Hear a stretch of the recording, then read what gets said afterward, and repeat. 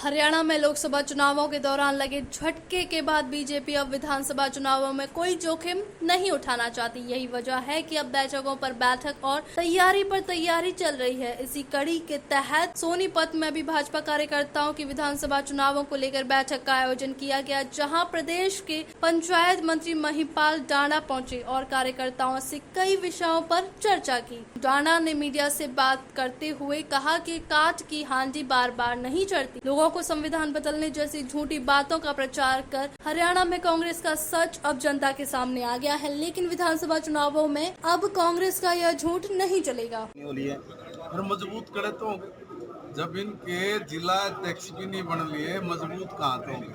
देखो भाई, कुल 100 का जोड़ यू है कि काट की हांडी बार बार नहीं चढ़ती, एक बार चढ़ गई। एक बार इन्होंने फर्जी घोषणाएं करके, फर्जी नारे लगा के लोगों को बहका लिया।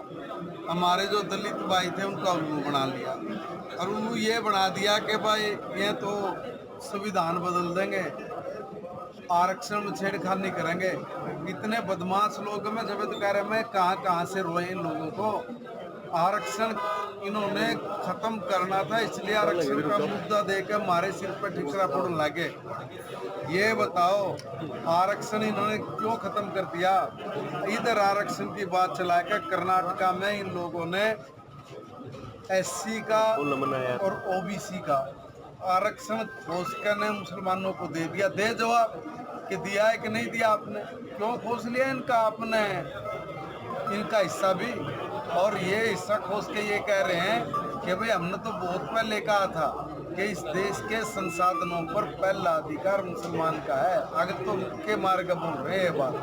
अब आंदोलन की ये कह रहे हैं कि संविधान बदल देंगे। तो संविधान कहाँ बदलेंगे? संविधान के फांसी देने वाले तो इनका पूरा खानदान है। इनके परिवार के नेता स्वर्गीय इंदिरा गांधी जी गलत तरीके से चुनाव जीतकर ने प्रधानमंत्री बन गए। जब वो प्रधानमंत्री बने तो एक आदमी ने उसको कोर्ट में चैलेंज कर दिया, हार गए। हाई कोर्ट ने कहा, इलाहाबाद हाई कोर्ट ने, भाई गलत जीत रही है चुनाव। तो इन्होंने संविधान की रक्षा की थी क्या? संविधान का पालना की थी क्या?